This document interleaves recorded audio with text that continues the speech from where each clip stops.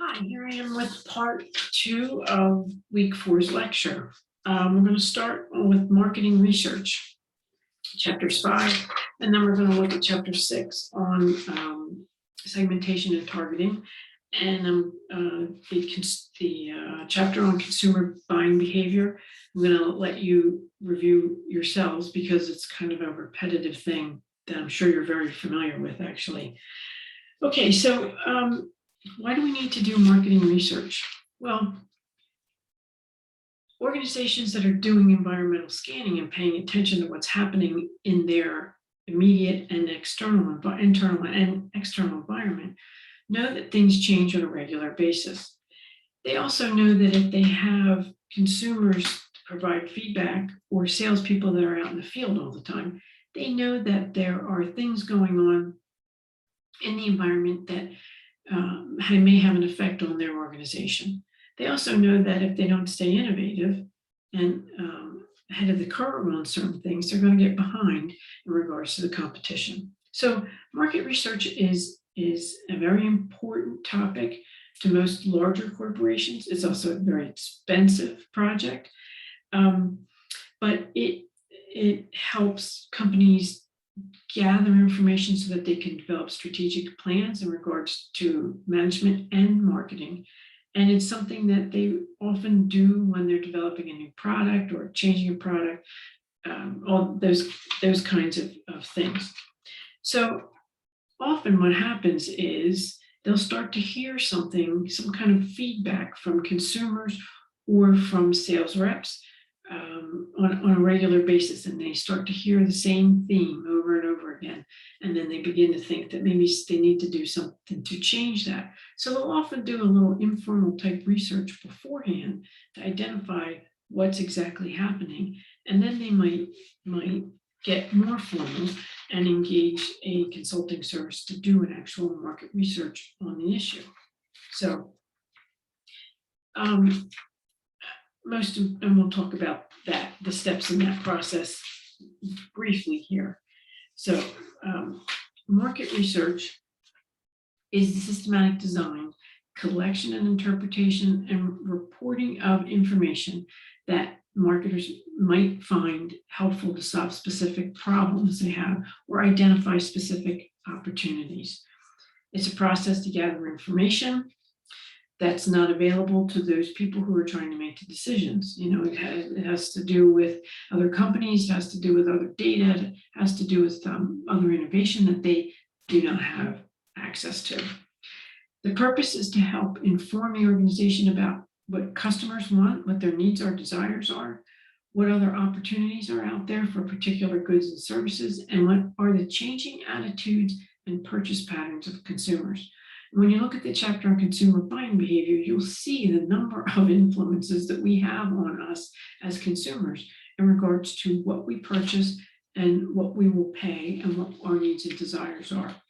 So it's important that a company keep on top of those kinds of things. And again, as I said earlier, they might often get a little whisper that of something that's going on in the environment that they're not aware of. So they need to find out what that is and identify it and take steps.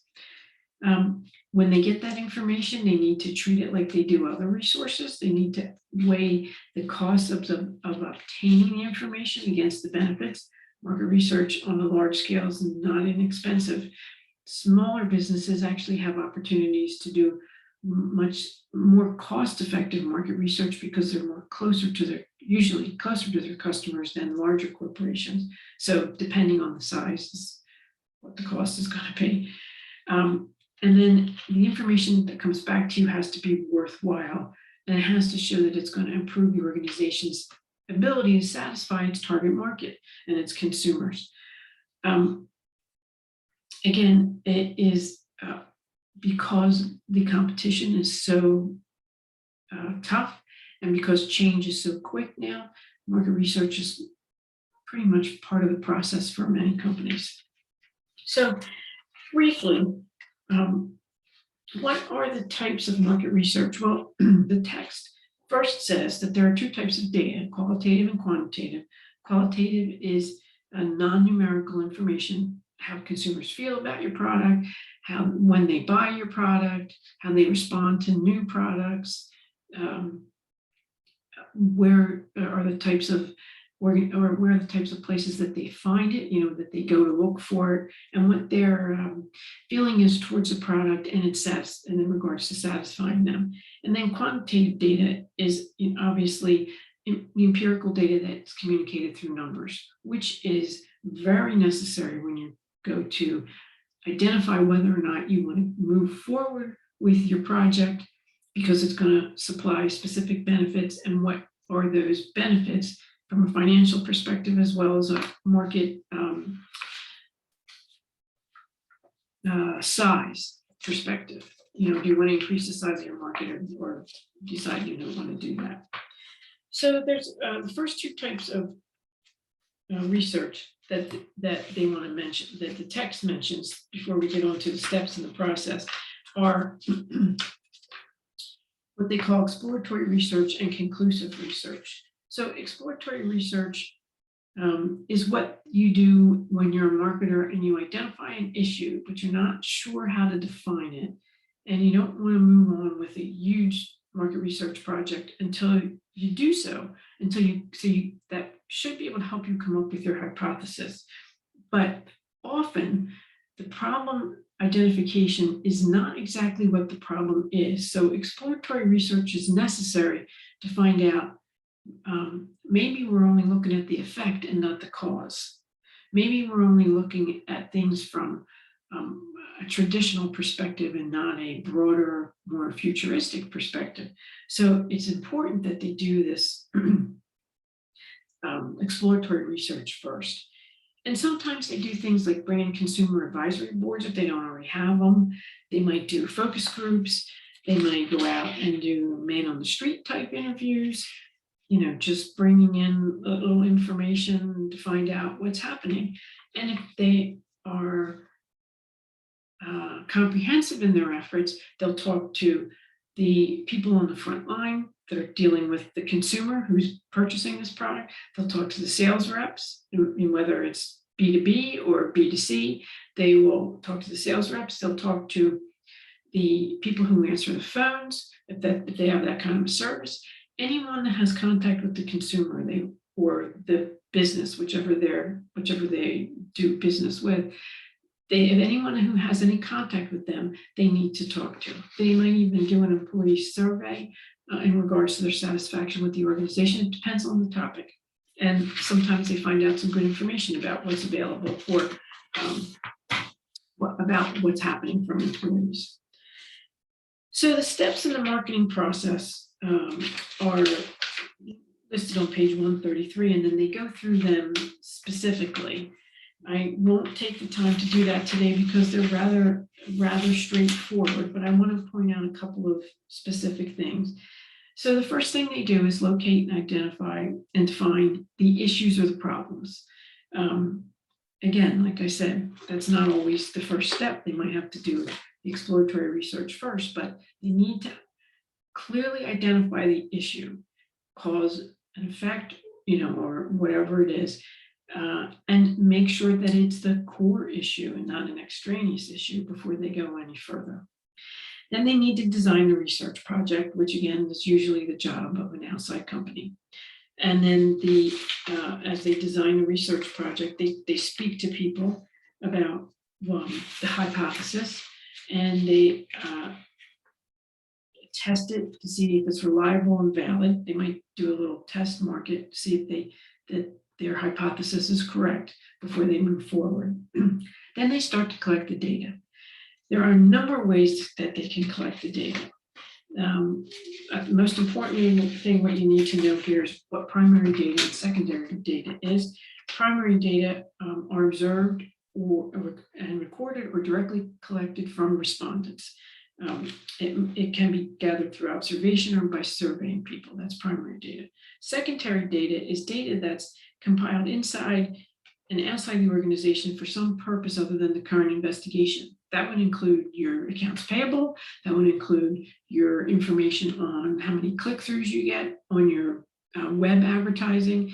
It would include all your information from your suppliers, your salespeople, your sales data, your forecasting, all that information, you have that. It's available to you. Another kind of primary data that you might collect is anything secondary data is anything that's available to you in the public eye. Government information, statistics on businesses, on GDP, on your particular market, those kinds of things. So those kinds of things are readily available to you, mostly part of your cost of doing business. You have that. And then the other types of data, the primary data, you get it from talking directly to respondents. So collecting the data is the third step. There's many, many ways to collect data, and the texts go through all of them, including different survey methods, sampling methods, doing online surveys versus paper surveys. One I want to point out here that's different than historically different, it's different than what's done over history, is something that we have all heard of called crowdsourcing, which takes some of the tasks that are usually performed by a marketer and researcher and outsources them to a group of people called a crowd. It's usually a potential market, and they do it through an open call, usually done online. In this case, digital marketing is often used to obtain the opinions or needs of people, and it's become a really big thing. It can be a well-used way to collect data, and it can be not so good used way of data. Some people do crowdsourcing to actually get donations from people to invest in their product so they can get started, and others just do it for the purposes of identifying, again, finding out information about interest and possible use, those kinds of things. The text mentions that it's important for organizations to harness all of their internal information and their internal social networks. So again, you want to talk to people that are involved. There are some ethical issues with digital marketing research, obviously, because if you're sending an email, if somebody's tapping your Facebook page, however they are doing this to do the crowdsourcing, may have some ethical implications. So it's one thing to consider. It also goes into how to construct a questionnaire and how to do the observation of it. I had a student here at DeSales who was part of a crowdsourcing effort for, it was in a summertime course also. It was actually this course in the summertime, who was involved in a crowdsourcing for a cooler that you could take to the beach that had a music. It wasn't exactly a boombox, but it was a way to hook up your smartphones and had speakers in it so that you could play music when you're on the beach. It also had, it was electric. You could plug it in before you took it, that chilled it up so you didn't have to put piles of ice in it. It had the top of it had some sort of a table that flipped out and places to hold your cups. It had all sorts of benefits for going to the beach, especially if you were a beach person and you sat on the beach for a while. And he had put money into it and was recruiting. He used it as part of his project, so of course he recruited others of us to put money towards it. I never heard if it got off the ground, but it sounded like a fabulous product. If you had a family and you were a beach goer and you were able to take your drinks and your food all in one thing. And it sounded pretty phenomenal, but I'm not sure I ever heard that it ever did well. But it was a crowdsourced thing, and they had quite a few investors in it at the time. Okay, so the next step in the marketing research project is to interpret the research findings. And again, that goes to professionals who are good at understanding what that information really means. Not just collecting the data and put it in a report and say, okay, 10 people say this, 20 people, but to identify trends and opportunities and see things within that data where maybe you've asked the wrong question. You've asked the right question, but you didn't give the right number of options. Whatever those things are that you might miss and not be able to identify, is important to have someone, usually from the outside, that takes a look at at this and helps you identify what the data collection means, what the report is, and what the report will show. And then the next thing that they list here is that you have to report your findings. Obviously, once you put that kind of money into a project, they're going to report to you, and then you're going to report to whoever you hired to do this.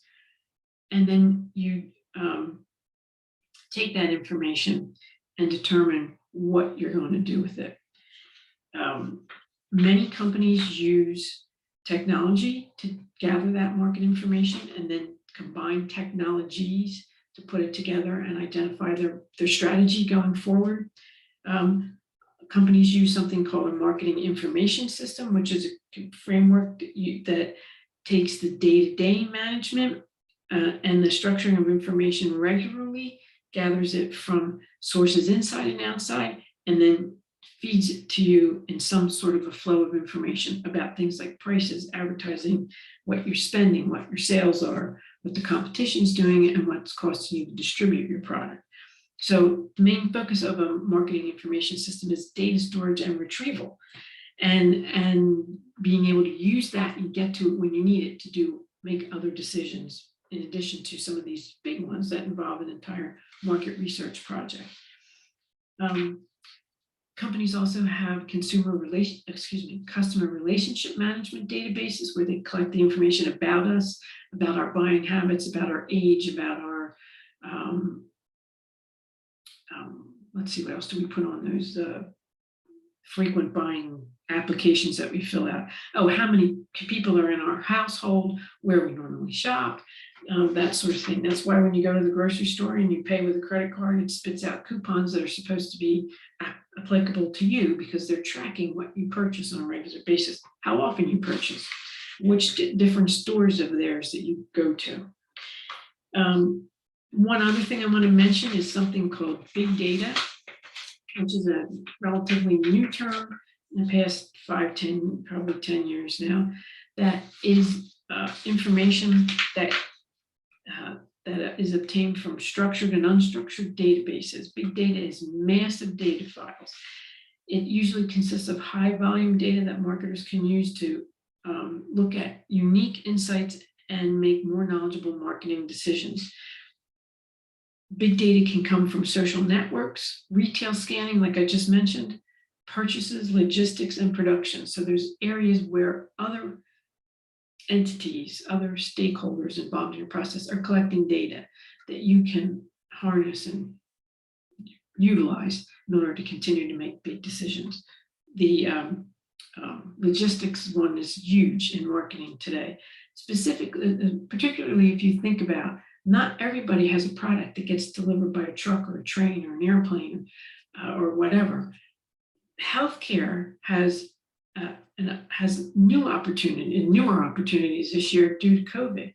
They're delivering their product more via technology instead of in person, or they did, last year, in order to survive and in order to help the health of their community. They switched to telemedicine. Now, not all people were willing to do that, but it's still another way to deliver your product or service. It has some bugs to be worked out of it yet, but it may be the wave of the future for many of us. Okay, so that's a real brief overview of marketing research, but I didn't want to bore you to tears going over each and every one of those things. So I want to conclude with the last thing about market research, which are some of the issues in market research.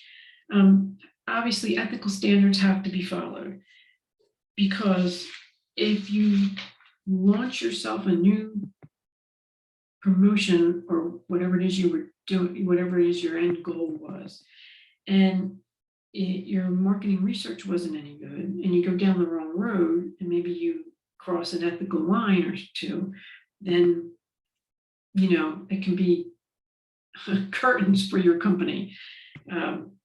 And we know the power of social media. It can be devastating if something that goes wrong and the company's not ready to step up and take responsibility. So it's much better to be future thinking and identify the ethical issues of their market research.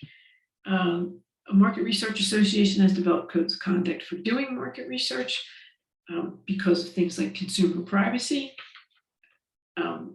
Consumers don't want to be involved in providing data for the most part, and they don't want their personal life invaded because somebody wants to find out some information about their needs and wants. That's why you see a lot of surveys online, because the consumer has the right to make the choice. Yes, I will. No, I won't. Okay. Okay, that's all we wanted to cover there in market research. Again, it's a really important component of a marketer's ability to do their job and do it well, to have the right information available to them. And that includes internally too. If they find their internal information isn't helpful, then that's something that needs to be changed.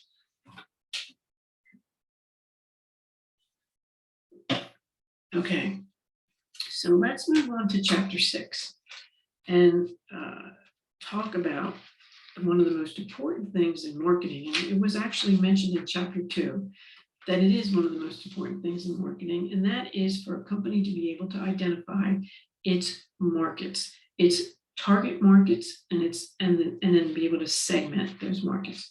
So a market is a group of individual organizations that need a product in a particular product class and have the ability and the willingness to buy it, and also the authority to purchase that product. Some people can have the desire and the desire and the buying power and the willingness to purchase products, but they may not be authorized to do so. Perfect example of that is when years ago, when I first started in hospitals, if we needed a new piece of equipment, including a desk chair or a trash can, we couldn't just buy it. We had to go to the purchasing officer, who would present us with the options and tell us, this is what you can do, and this is what we're allowed to have here, and then you were able to buy it. So that's an example of that. There are two types of markets. There's a consumer market and business. Consumer market is people like you and I who purchase products that we intend to use for our benefit, and we don't buy them to make a profit generally. That's a consumer market. If we're buying them to make a profit, then we're doing it for a business. Consumer markets are referred to as B2C, and I know I did that earlier. Sorry if I didn't clarify that, but consumer markets are B2C, means business to consumer. A business market consists of individuals or groups that purchase products for a specific kind of purpose: resale, direct use in producing their own product, or the use in their daily general operations, like office supplies. They're also called B2Bs. So there's the two types of markets, and we're going to talk, most of the examples I give you today are business to consumer. So marketers needed to identify a target market and then select that target market. Within that target market, there are segments, and that's what we're going to talk about in the next half hour. So there's a 5-step process for doing that. The first is identifying the appropriate targeting strategy, determining which segment variables to use, develop the market segment profiles, evaluate those market segments, and select specific target markets. So we're going to talk briefly about each one of those.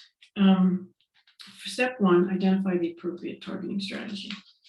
So the text has on page 165, figure 6.2, and it gives you 3 examples of targeting strategies. Now, these aren't the be all end all, these are just examples for this introductory course.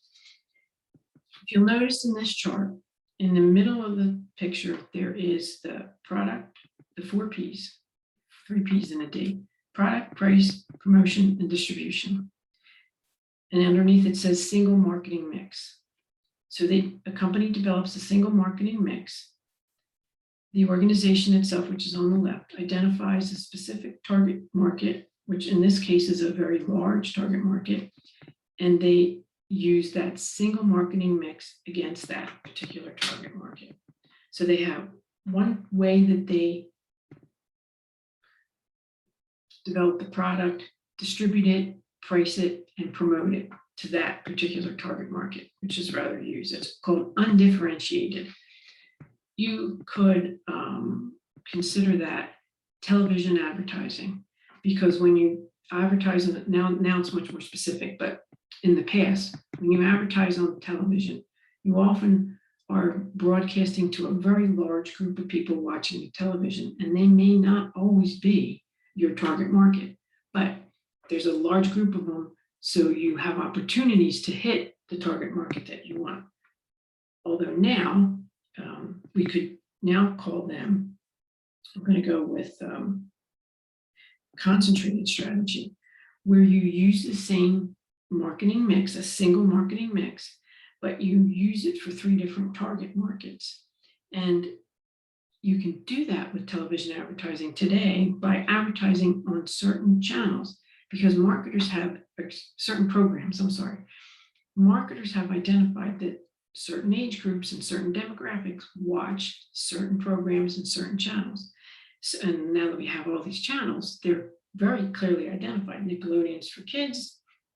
The multiple news channels are more for adults. We could say that in general terms. So you use a single marketing mix to speak with those people, but there's groups. But there's 3 different target markets: kids, baby boomers, millennials. I'll just say it that way. So, and they do that by identifying which television or social media those groups use. So that would be a concentrated strategy. They're still using the same marketing mix, but then they concentrated on those different target markets. And then differentiated strategies, where you throw in 2 different marketing mix and several different target markets. So you have 2 different ways to develop, distribute, and promote the same product to the different target markets, 2 different ways.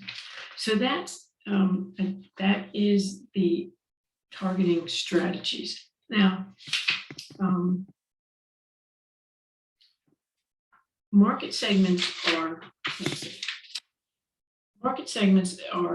dividing a total market into groups or segments that consist of people or organizations with similar product needs. So that's what segments are. And they're individuals that share one or more commonality that can use your product. All right, so that's what they'll do with the actual targeting strategies. And step 2 is to determine which segmentation variables to use. And the text lists a huge number of segmentation. I'm sorry, not a huge number. There's a lot of variety in the segmentation variables. There are 4 for consumer markets: your demographic variables, your geographic variables, psychographic, and behavioristic. And again, instead of reviewing each one of these in a lecture, I just want to talk to them in broad general terms. You have the segment, and then you can divide that segment into different variables for the use of whatever your product is. Sometimes you might use more than one variable to help narrow it down even more. But the variable should be related to the customer's needs for the uses of and behavior and how they're going to respond towards your product. It has to be measurable. Otherwise, your company will not be happy that you aren't able to measure it and find out whether or not it's working. The company's resources and capabilities, the type of product, and the variation of in the consumer behavior determine the number and the size of the number of the variables. And then the segment, choosing the variables, is critical because an inappropriate variable limit is what, as the text puts it, an inappropriate variable limits the chances of developing a successful marketing strategy. So if you pick the wrong one, the wrong group of people, the wrong variable, if you're measuring in demographics, you're measuring age distribution when you should be measuring, let's see, their purchasing behavior, then you're not going to be on the right track. So you have to be careful. They have to be careful which one they choose. So you're going to use demographic variables if you have products that are, age specific. Let's take that for instance. People that are married, well, this isn't age specific. I'm going to say lifestyle or life chapters is the word that comes to mind, but that's not what I was thinking. But the time of you are in your life, you just graduated from college, you're single, you're not married, you're looking for an inexpensive apartment, an inexpensive vehicle to get you back and forth to work, a good job, and some food to put on your table. If you are married, if you've already been through college, you've worked for a while, you've been through that single stage, you're now married, now you have a different set of concerns. Now you're concerned about probably buying a home, decorating the home, identifying the kinds of vehicles you both need, combining your finances. So you're looking for financial institutions. You may even be looking at starting a retirement plan for the first time. When you have children, then we have a whole other set of factors that are changing your needs and wants. And all of these variables play a part in a marketer determining whether or not their product fits in your category. You fit within their category for their product. We have geographic variables. Geographic variables can be the climate, the terrain, the city, the size of the city, whether it's urban or rural, whether or not the area uses specific products or not. I doubt they sell very many snow shovels in Florida, but they sell a lot of them up here and even more up north in the upper reaches of New York and Wisconsin and all those other much colder areas. There's all kinds of data and information in regards to geography, in regards to market density, available from the Census Bureau. So those are sources of primary, secondary data that's available to marketers to use to identify people in specific geographic areas. The next segmentation variable is psychographic variables. Those variables can be used to segment a market or combine it with other types of segmentation variables. Psychographic variables are those things like your personality, your motives, your lifestyle, and they tell the marketer what types of things you like to do and don't like to do, where you are more apt to, what type of entertainment you prefer, that kind of thing.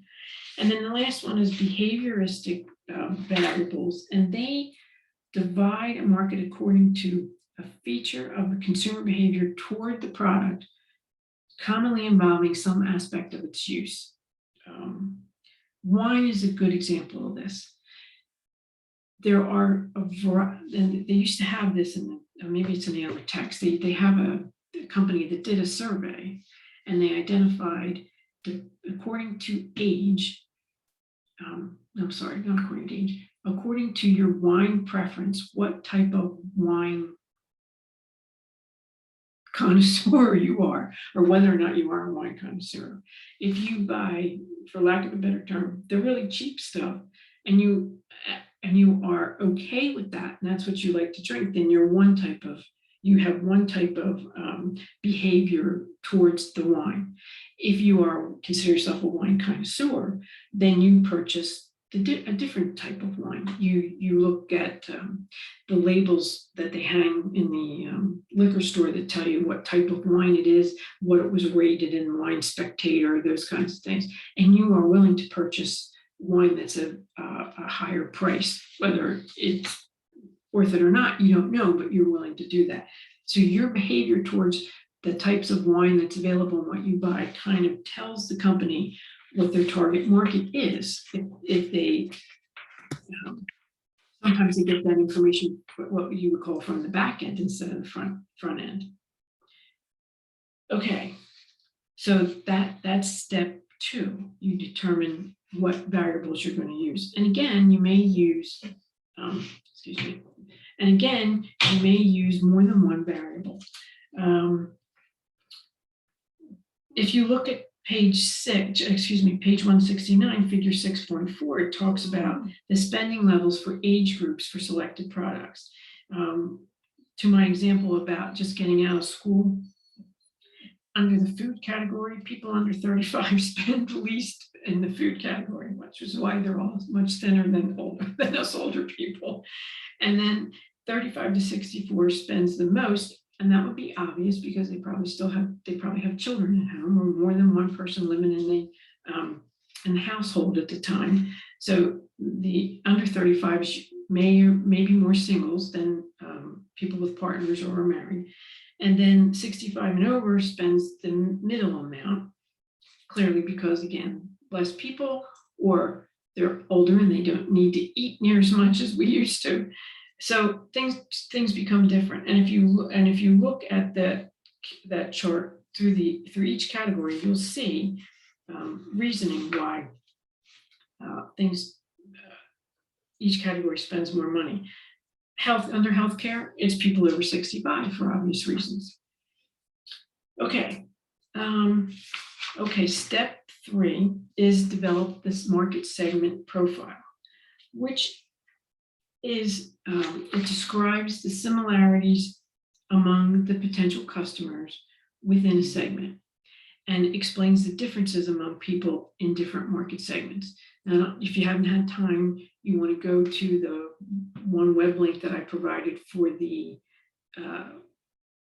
it's called What's My Zip Code, or something about my zip code, from Claritas, a company called Claritas. If you click on that link, it takes you to a website where you're able to put in your zip code, and then you get a report back that shows you demographics and definitely some psychographics and some behavior stuff about the zip codes in your area. Not just it just tells you your zip code, but it'll also give you some outliers too. It'll tell you what their income is, the number of people under 35, 35 to 64, and 64 and over. It'll give you age groups. It'll give you income. It'll give you a couple of ideas about the types of buyer behavior they have and what their preferences are.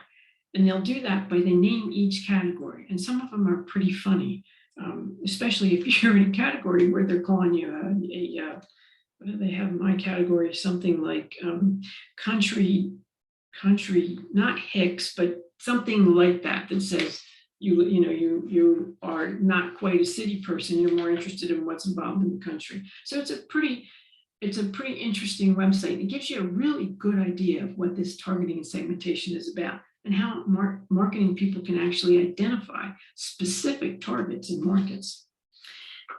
Okay, so once you develop those market segment profiles, then you can take that information and take the next step, which is evaluate the ones that are relevant to you. Now, relevancy means, is there enough potential sales within that segment for the money that you're going to put out to promote to them or to develop this product for them, whatever stage you're in? Is it worth the effort? Another thing you have to identify is the level of competition. Is the competition going to kill you because they've already been doing it there? Or is there very little competition, or the competition might be doing something different? So you want to look at potential scales. You want to look at market potential. It can be stated in terms of dollars or units. And when you're looking at market potential, it's important to indicate the time frame and the level of industry marketing activities, so that you can determine whether or not you can stay in it for the entire process, or it's not something you're going to be able to sustain because of the cost what it might cost you. And then another way to evaluate that is to look at the sales potential, the company sales potential. Things that can influence that are the market itself. The market is a category of the segment. So we're talking about the market for smartphones in a particular area, smartphones in general, and then your specific product, we're breaking it down, then we need to look at the entire market potential. Another good way to look at the market, another good example, is to think about healthcare and think about the baby boomer market and think to yourself, what types of products and services will they need as they continue to grow older? Because there are, I forget how many people are turning 65 in the next 10 years. I think we're now down to 6 or 7 years. Every year, thousands and thousands of people are becoming baby boomers. So there's going to be a huge number of people that are going to need healthcare services, including home care, joint replacement, alternative medicine, more doctor's visits, different types of pharmaceutical products, all kinds of things that baby boomers are going to need as we grow older and our health needs deteriorate a little bit, or hopefully get better. Because one of the things that they've identified baby boomers are going to need are alternate exercise opportunities. And since we all went through the pandemic last year, one of the companies that's doing the best now is the company called Peloton. I purchased one myself last year since I couldn't go to the gym anymore and do spinning. And when the JB Hunt logistics company delivered it to my home, he had multiple Pelotons on his truck, and it was no small truck, already assembled to deliver to different places. So I said to him, how many stops do you have today? And this was a Saturday. He said 12. And you're the first. And he came from New Jersey over here to Bucks County, Pennsylvania. And his furthest trip was in Delaware. He had to go to Delaware yet on a Saturday to deliver the last Peloton. And I asked him about the warehouse. I said, how do you do this in the warehouse? And he said, JB Hunt is constructing an entire warehouse dedicated to just the Peloton because it took over the rest of their ability to do business. So that'll tell you what baby boomers are doing these days. And when you use the Peloton, you can do it with a group and you can look at people's ages. And believe me, there's a lot of us baby boomers that are riding for fitness. Okay, so I digress. Sorry about that. Okay, so the relevant market segments. You evaluate those relevant market segments and consider what the market potential is and then your company's sales potential. And then you understand whether or not it's worth your while to go into that particular segment or not. And then the last thing you have to do under that is do a competitive assessment, because if there's too many competitors or their strength, or they have more weaknesses than you have strengths, then maybe it's the right thing to do. So, and the last step is select those specific target markets, identify which ones they are, select them, and then consider that you have enough financial resources, employees, other facilities, in other words, and other things to continue. And then as an organization, you'll develop a sales forecast. And I'm not going to go into each tiny little pieces of a sales forecast, but you'll also, because it's analytical and mathematical, and we don't have time for that here. But then and one additional thing you'll do is oftentimes a company will do a test in the market. They'll actually take the product to buyers in one or more test areas and measure purchases and response. Many of you may remember Lay's potato chips did test markets where they developed new potato chips flavors and took it to different test markets. And how they did that was they developed a contest for consumers to identify new flavors. And they submitted those flavors. Lay's chose a few from the contest, and then they put it in specific test markets. And unfortunately, I think not a lot of them did well, because I don't see many of them anymore, but they were things like Caesar salad and pickles, and I have seen jalapenos. I have seen jalapeno out there, and maybe a couple other flavors, but that's how they did the market test. That's how they did their market research, and then they test marketed to determine what they will do. Okay, so that's target marketing and segmentation. And again, if you don't learn anything about marketing, you need to understand that identifying the target market and the correct target market is the best thing, the most important thing a company can do in order to remain successful and be competitive. Because without that specific target market, you could be talking to all the wrong people and missing out on a lot of opportunity to sell your product. All right, everyone, thanks for being patient and for listening to my lectures today and the other days. I'll see you this week in the discussion forum for cause marketing. Have a great evening, everyone.